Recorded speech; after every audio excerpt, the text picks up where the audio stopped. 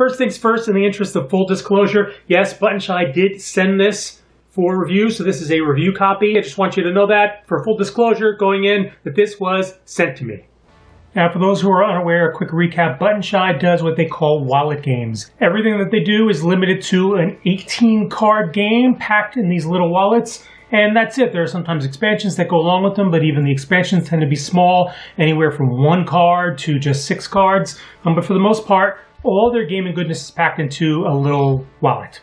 Now, I have to admit, when I first saw that they were going to be putting out a Walking Dead game, I was a little bit skeptical. I had backed a number of their crowdfunding campaigns in the past. I'm a member of their Board Game of the Month club. I'm a fan of what they do, but licensed games seemed a little off the track for them. As far as I'm aware, this is the first one that they've ever done. And let's face it, licensed games, both in tabletop gaming and video games alike, they tend to have a spotty record.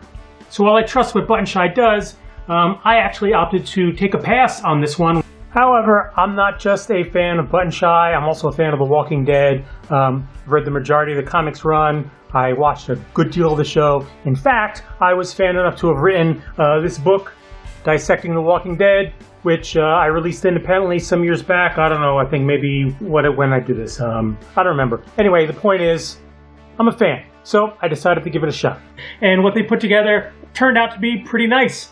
So, The Walking Dead Surrounded is a spatial puzzle, not too dissimilar to some of the other games that Button Shy has done before. You lay out cards on the table in a certain pattern. These cards often have special effects that will dictate how the cards are placed or can be placed, or the effect that they have on one another. And if you've met the victory conditions or fallen within sort of your target point range, great, you won. Surrounded does exactly what Button Shy does well, in so much as you can sit down and learn this game within just a couple of minutes and be playing it in no time.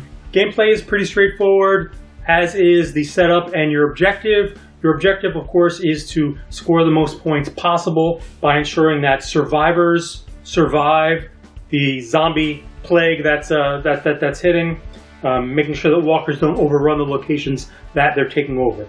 You have the standard deck of 18 cards that Button Shy works with. One side has locations, and some of these locations will have sort of special abilities written on them, or will have characters on them. The other side are character cards, and these cards will have either walkers or human characters. The human characters might have special abilities, and some of them might be leaders, and these all come into play in the scoring at the end. Starting play is easy. You lay down one of the location cards, and then immediately spawn a walker next to it. Spawning a walker means flipping the card over to its character side and ensuring that a walker is adjacent to the location that you just spawned. From there, you're either going to occupy a location by flipping over one of the cards to the character side and placing that character card somewhere adjacent to existing cards, or you're going to explore, which means placing another location card down. All cards will go into a grid pattern, so you can't turn them or alter them in any way, and locations will always be surrounded on all 4 sides by a character card or an occupant card. That includes either walkers or humans. The point is, you're going to have sort of a checkerboard pattern as you begin to lay out the map. A checkerboard made of alternating location and character cards. Once the deck is run out, you are done. That's it. There are a couple of other conditions that will end the game prematurely, but for the most part, that's how almost all my games ended, was the deck was done. And once your deck is done, you tabulate your points based on how many survivors have survived. That happens basically by doing a little real basic math. Any particular location will have a certain number of walkers and a certain number of people attached to them. Each walker will kill 1 human. However many humans you have left, boom, there's your points. There's a couple of other things here and there, but that's the basic. Score the right number of points, yay, you win on your nice little win chart. Huzzah. On its own, this is a fairly straightforward spatial puzzle with a couple of really good twists. Of course, there are the character abilities, which lets you rejigger the board in certain ways to hopefully to your advantage. I think the mechanic that elevates this, though, is the spawning of the walkers. It would be very easy to have left this game design at you lay down locations, you lay down occupants, and attempt to get the best sort of pattern possible for maximum scoring. But every time you lay down a new location, you must automatically spawn a walker next to it. That means you have a little risk attached to expanding the board. The only way to score points is to have a lot of locations on the board so that you can fill them up with human beings to outnumber the walkers. However, every time you explore a new location, you automatically drop new zombies down on the board too. And dropping new zombies down means you're already starting a step behind. Just like in the original comic series and in the show, you never feel like you're getting ahead. You never feel like you've got everything fully under control. You always feel like you're only one card flip away from things going south. Because the walkers on the flip side of these cards are sometimes on multiple sides of the cards, which means that you can be forced into adding zombies to not just your newly spawned location, but to existing locations that you've been working to fortify as well. And some of them have 2 icons on them as opposed to 1, which means you're actually spawning 2 walkers, not just 1, which again means you're trying to climb uphill. This was, I think, the bit of design that finally put the game over the top for me and made it more satisfying than I expected to be, and kept me coming back and playing it over that first hour to hour and a half that I played round after round after round. But perhaps the thing that most allows this game to stand apart when compared to other Button Shy games is the inclusion of a little scenario book, and I just absolutely love this. Typically, Button Shy games only have one slim 8-panel instruction book. For obvious reasons, they're trying to keep things simple and direct. They're trying to keep the packaging small. They're trying to keep the games affordable. They typically only run $12 each, so that's pretty great. But in this case, it comes with a scenario book, and the scenario book has 20 basically twists on the game that set up new win conditions, new challenges, new difficulties for you to try to overcome. And these are very thematic. They're sort of drawn right from the Walking Dead series itself. You can kind of feel where the inspiration for these came from. I absolutely love this. In fact, I love this so much. I can't believe that they didn't pursue this. Take this idea, Button Shy. Take this idea, because I think this would make a great expansion.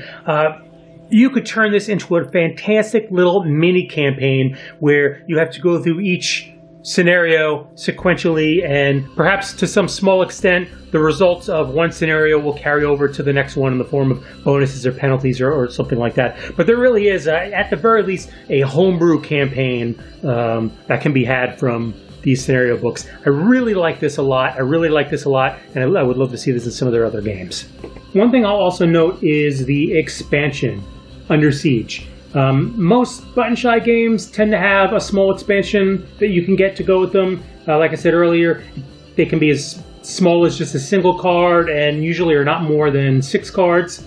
And for the most part, these expansions are good and thoughtful and enjoyable, but not essential for most people. In fact, it's like any board game expansion. You get them if you really like the game but want there to be more to it, but with rare exceptions, they're not needed for most games. Now, I wouldn't say that Under Siege is needed. However, it does add some vital new gameplay elements that mix things up a bit and keep it fresh after repeated plays, especially once you've started to get a feel for the strategy of this game.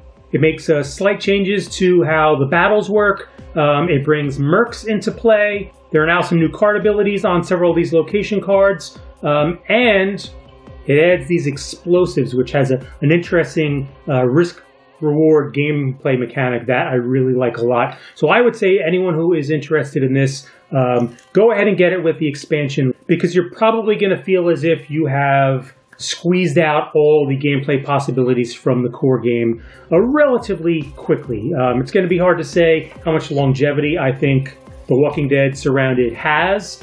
There are some Button Shy games, Food Chain Island, for instance, which I could play anytime, can pick it up. There are others where I sit down and I enjoy them for a long weekend or for a couple weeks, and then I kind of feel like, okay, I've tapped out this game's possibilities. I'm done with it.